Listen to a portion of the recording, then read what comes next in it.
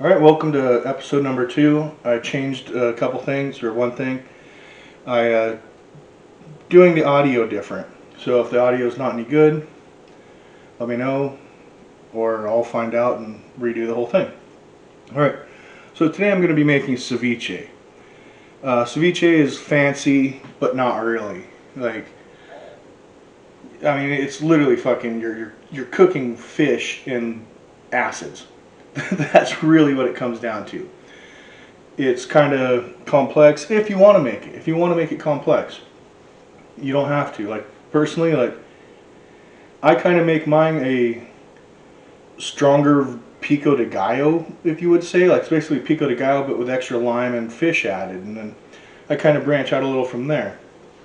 Like you can see here, you got my limes and lemon. I go for more lime than lemon. I just like the lime taste better. And the lemons are from my neighbor's tree, so they're nice and good and fresh and whatnot. And tomato, I add the tomato more for color, once again, like I said, for that pico de gallo, but that pico de gallo look. Like I like the red in there, it just kind of pops out. Cilantro and green onion from the garden. Normally I use jalapeno, but I happen to have a whole bunch of these serranos. So I have a whole bunch of those. These are Kalimana chilies, they're Tongan chilies. And cilantro. Cilantro's looking a little sad because, I don't know, it's just, there we go, now it's looking happier.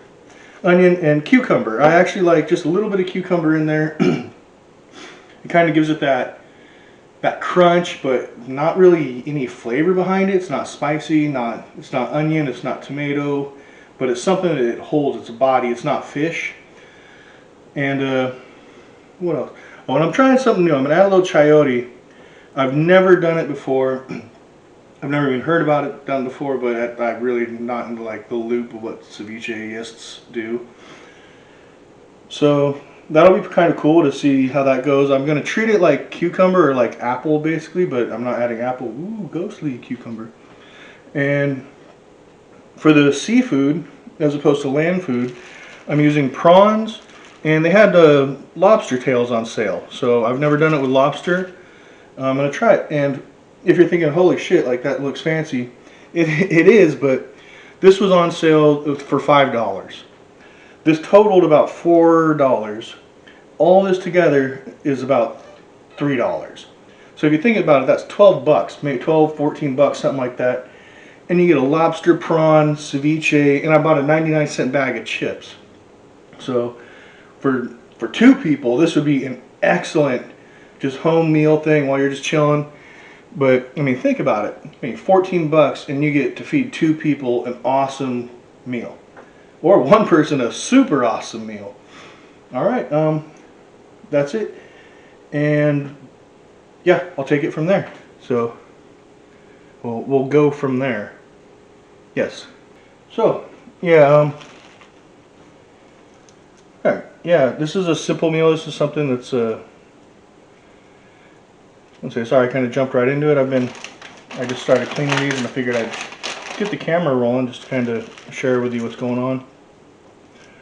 I'm just going to be prepping these. These are just the prawns, whatever. I'm not going to add too many. I mean, I got a half a pound, I think, and I'm probably going to add a third of a pound.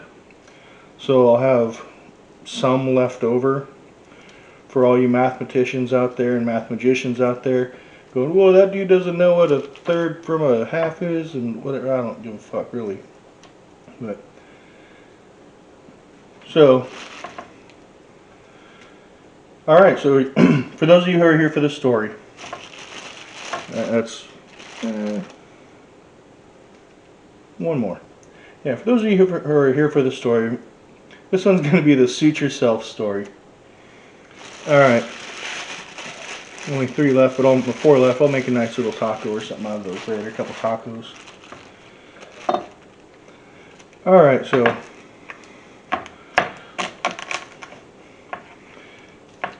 I know so many of you are like, oh my god, blah, blah, blah. Look, I don't cook fucking lobster very often. I'm sorry, I'm just not that fancy.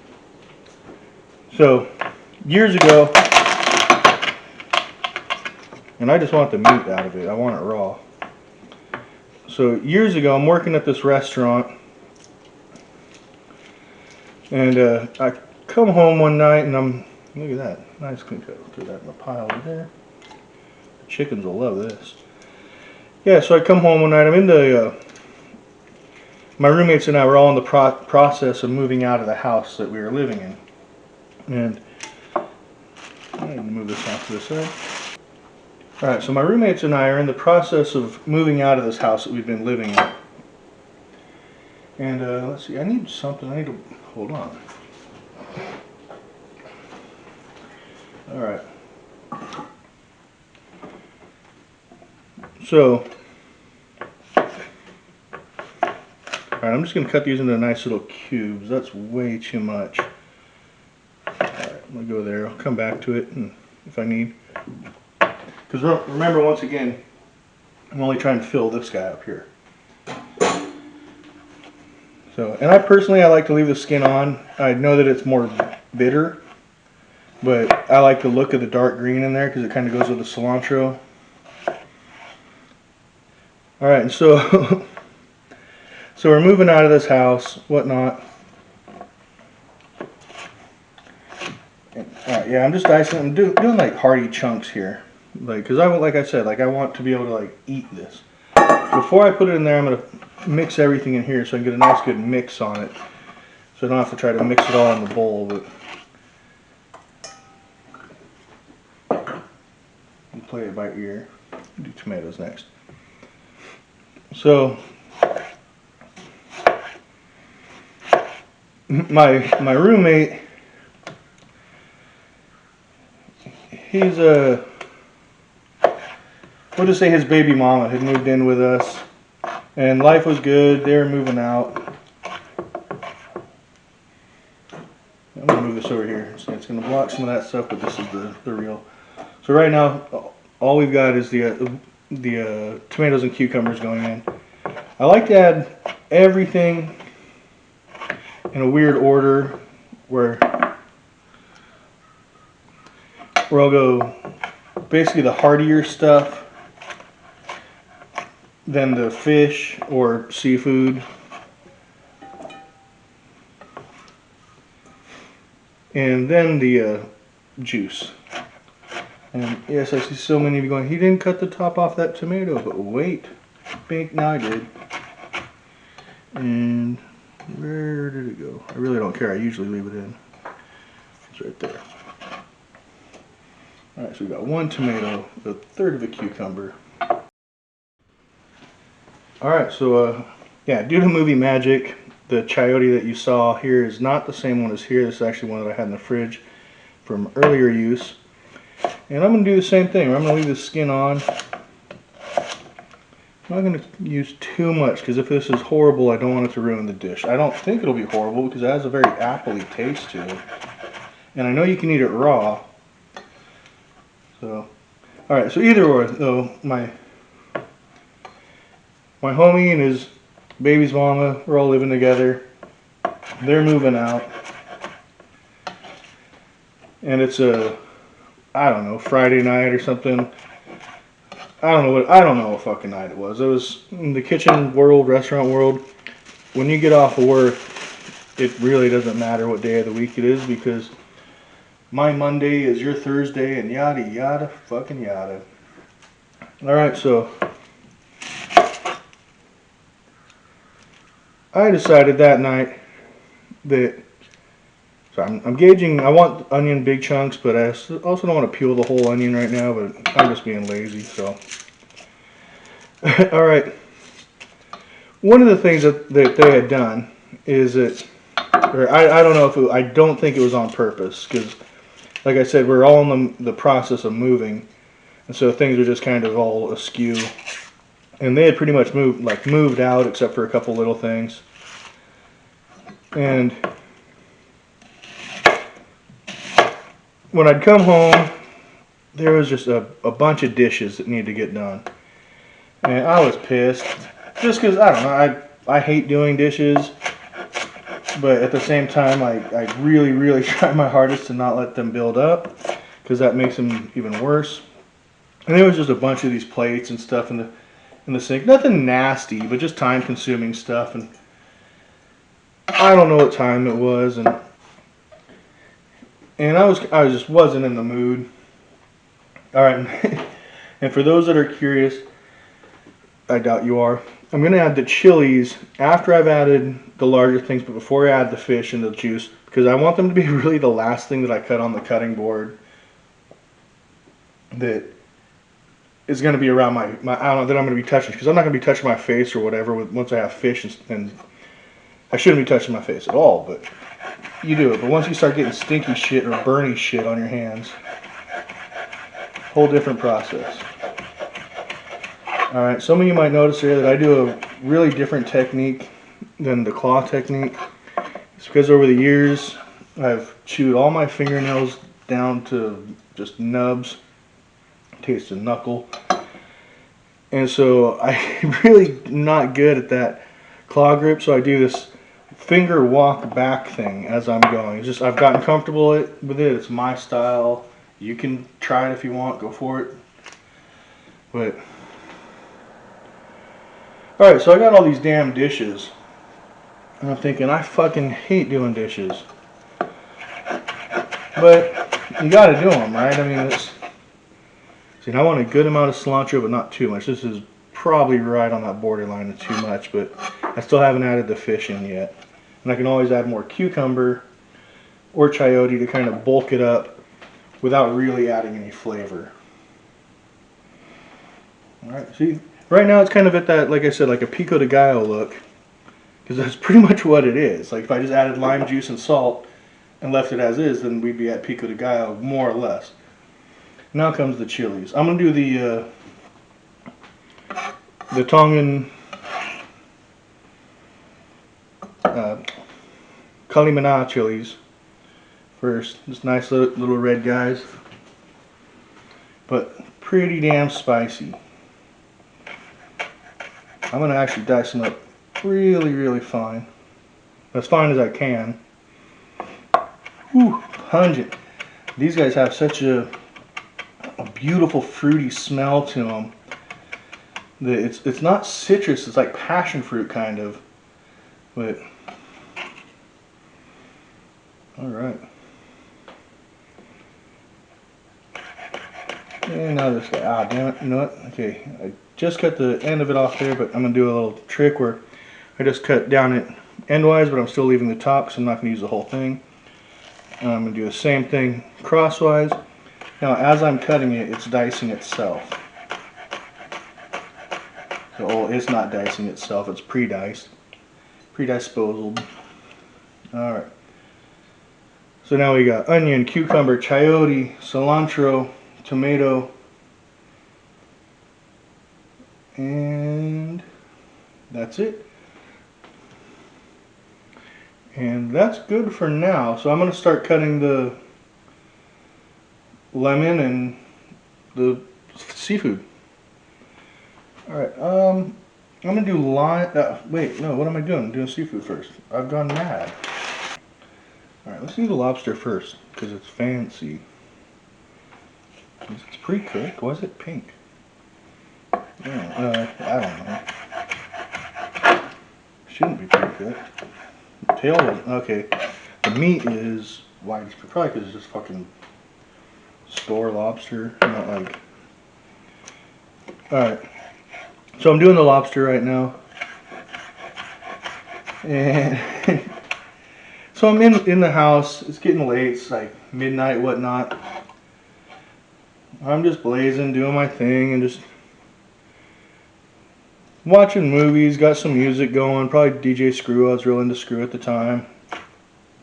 And I'm doing these dishes. Well, I'm getting ready to. I'm getting the sink all filled with hot soapy water, whatnot. Alright, I sliced that first one down in half to see if I like the size, but I think I can. I'm just gonna, because these are, even though they're prawns, they're not too big. So I'm okay with cutting them in smaller sections this way, because you want the acid from the lemon to be able to reach all the sides. So, like if I was using a fish, it'd probably be, whenever I'm using like prawns or something like that, or lobster, I guess now, is I try to let it like marinate a little longer because I just feel it's a thicker meat than most fish. So, like when making ceviche with halibut or something like that, you can eat it within several hours. This I'm gonna let soak in here or marinate. It's 1:30 right now, right around there, 1:26 ish, and this will be dinner tonight. So I might make a little, I don't know, something to go with it. But this on some tacos or this on just with some chips, it's the shit. Then it kind of dawns on me, like, why the fuck am I washing these dishes? Like these are all these plates, all these bowls, all this shit. This is all from the Dollar Tree, and I'm looking at this pile, and I'm thinking, there's 20, 25 things to do. How long is it going to take me? And I start doing like that stupid drunk math where you're going 25 dishes at a minute a dish, blah blah blah, it's 25 minutes, is it worth my time? But the whole thing was, it wasn't just like it was in my mind, is it worth my time? And we're in the process of moving. So to me it's like, I don't need 25 fucking plates. Like, I'm moving in by myself. Like, I don't need this. Like, this is fucking ridiculous. And so I start thinking about it. And, alright. Naturally, for far as I know, majority of limes don't have seeds, so don't worry about trying to get the seeds out when you're doing things with limes. But some do, but I'm just saying. Alright, now I'm just going to... So what I should do, actually, yeah, you know what? Got this in here. Before I go too far, I'm just going to give this a nice good mix. And then I'm going to add it to the container over there, so I'll see where I'm at container-wise. It should be right about perfect. Yeah, so I got all these dishes, and I just start thinking to myself, like, fuck, I don't want to wash these stupid things. Like, it's wasting my time. It's wasting, like, not wasting my time, but I have no reason. What am I going to do with them? Like, I could donate them to the Goodwill or something. Like, that'd probably be the smart thing to do. But they're all dirty. And it's like, oh shit.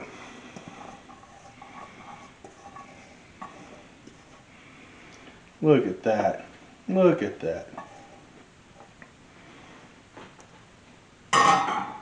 That's perfect. Come on, look at that. So, and sadly, I know that there's enough choosing beggars out there that even if I donated 25 plates, and if they had to wash them to use them, they'd be pissed off. So it's like, well, you know what? Then no plates for you. So, but what do I do with them? I mean, that's a lot of plates. So I come up with this idea of, why don't I take them out to the trash and then punch them? Yeah, that's about as stupid as it gets, but hey, 1 in the morning after 8 shots of whiskey and who knows what I drank at work, and man, so it was actually really fun. First plate I go out there, I hold it up with my left hand, and with my right hand I just kind of punch it into the trash can, and it shatters, and it's like, oh, that was cool. And then I start thinking that years and years earlier, when I'd kind of been practicing boxing stuff, working on boxing stuff, I'd seen this thing, and I'd actually learned how to do it, and I wasn't very good at it, but I knew how to do it. And it's where you hold a bottle in one hand, say your left hand, and the second that you let go, the moment that you let go of this bottle, you hit it with your right hand, or the opposite hand. And if you do it right, you can actually punch and shatter the bottle in place. The bottle doesn't knock to the side, it doesn't fall down. It literally just gets popped and just destroys in the spot. And so you hit the bottle. A big part of it is you don't carry through. And it's pretty amazing, and I really don't recommend anyone doing this, because what you're practicing with is something that can cut you pretty damn good and will if broken wrong. Yeah, so you hit this bottle wrong, it's gonna shatter funny. You're gonna get hurt. It's not good. It's not cool. Alright, and I'm messing up. I just realized this after like the 7th lime here. No, I don't know, the 5th, 4th. I should be rolling the limes before I'm juicing them. So, I bought 10 limes. Normally it doesn't take this many. It doesn't take a lot, but I think I'm using, normally I use a smaller cylinder. But I'm lucky. Damn it, I didn't even roll that one. Because my neighbors have a lemon tree, which they are okay with me using. So, because for some reason they don't. But, so I start punching these plates that way, just practicing. I mean, shit, I got enough of them.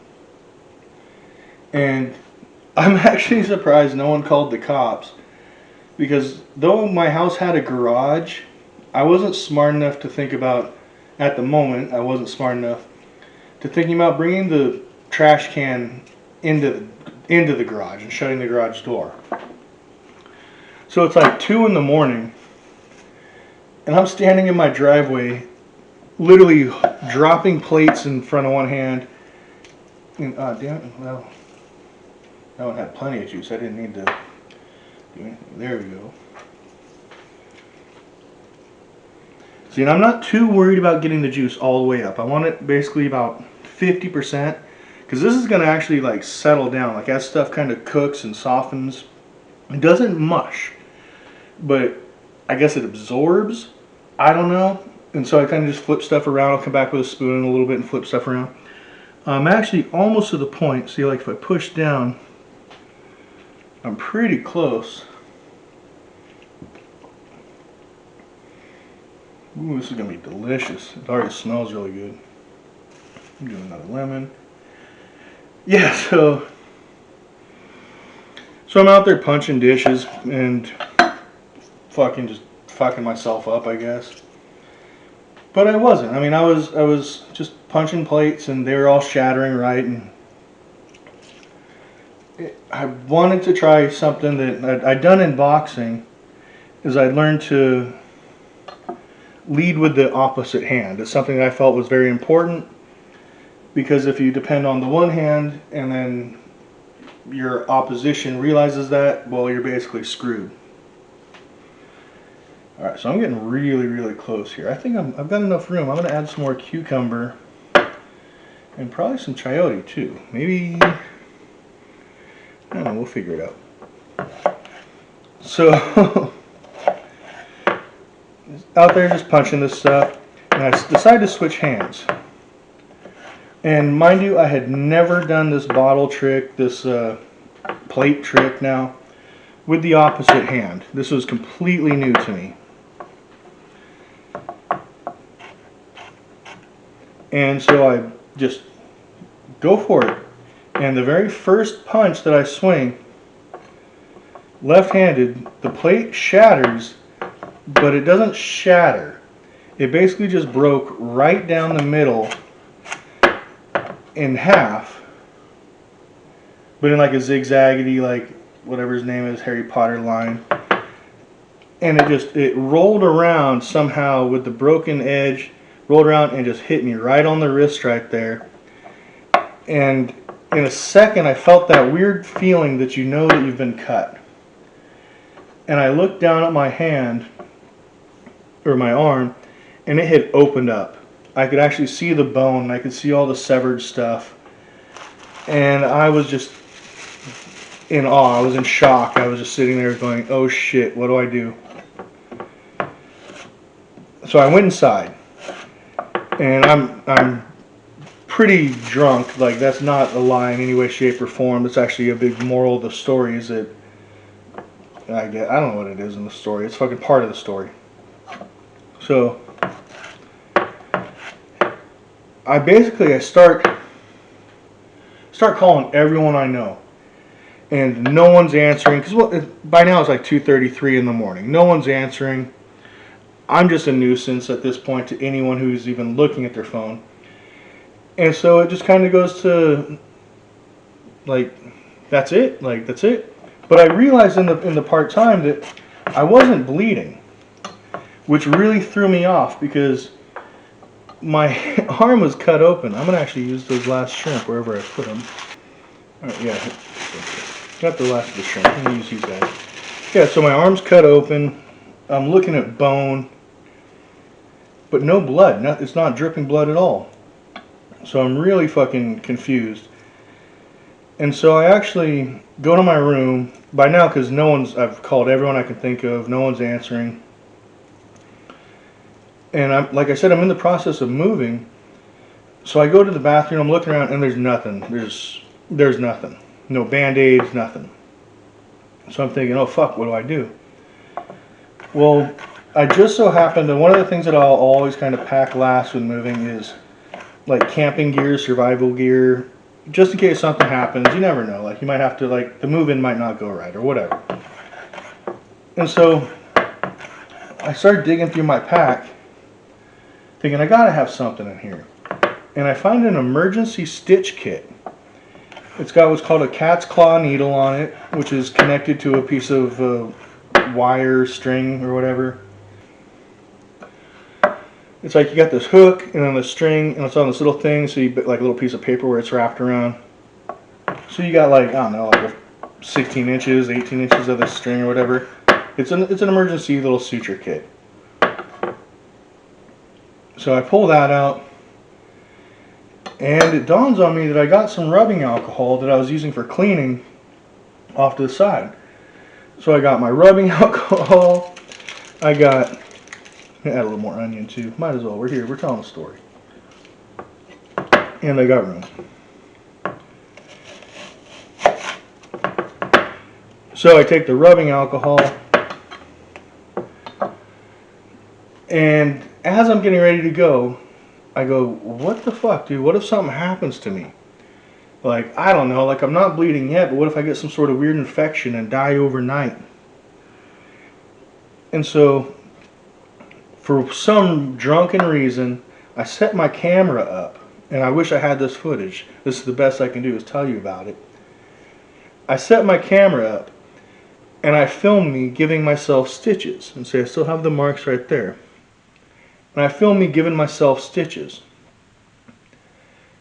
And it was really weird. Like, I mean, I was drunk as shit, but at the same time, I fucking did it. I actually got told by a doctor who I did go to a doctor a day or so later, and he told me that whoever did the stitching did a really good job. I told him that a friend of mine who's in med school did it. Yeah, I lied, but hey. I don't know. I was just being me. Alright, so I'm going to kind of, you know what, I'm going to put this back in the bowl and give it a good mix. Nope, no reason why not. Yeah. So oh, there we go. Come on, that's looking awesome. Oh, it smells incredible too.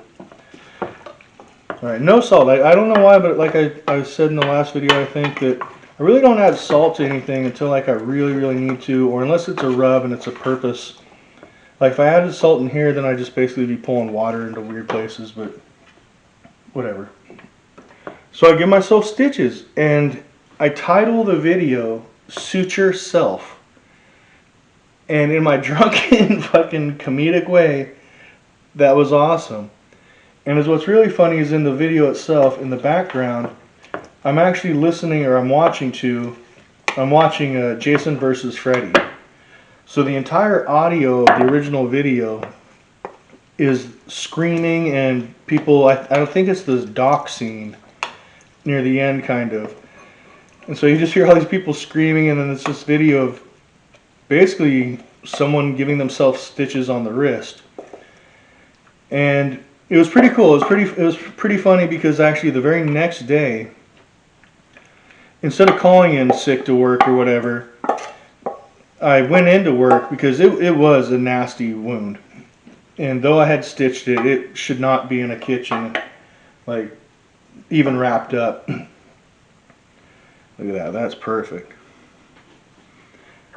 Yeah, so the next day I go into the kitchen and I went in early. I went in like 2-3 hours early, and basically I wanted to talk to the head chef and basically tell them that I don't think I should work today due to me getting stitches or me being injured, and just I mean, it's like I don't want it's a brand new wound. It's literally not even 8 hours old, and I don't want it in that humid, moist kitchen environment. And I remember it was really funny because when I walked in and I told the chef that, she looked at me and she laughed. She literally laughed in my face and she said, "Ha ha, you had to go to the hospital." And I was still half drunk, half awake, half asleep, just fucking. I was there. It was like 8 in the morning. So like I said, it'd only been like 5-6 hours at that point, and I was looking out for the kitchen, and so she tells me, "Ha ha, you had to go to the hospital." And I remember like all the other cooks who were there, who were the prep cooks and whatnot, like we were all cool. They kind of look over like, "Oh shit, why'd this dude have to go to the hospital?" Like everyone's kind of got this concerned look because they heard her, but they hadn't really heard what I'd said, except that maybe that I got hurt. And I looked up at her and I smiled because you know what? Sometimes you just gotta Eastwood shit. And I looked up at her and I smiled and I said, "You don't have to go to the hospital to get stitches." And that was all I said. And she gave me the funniest look and gave me the day off. So, alright. So this is Ceviche. This is Ceviche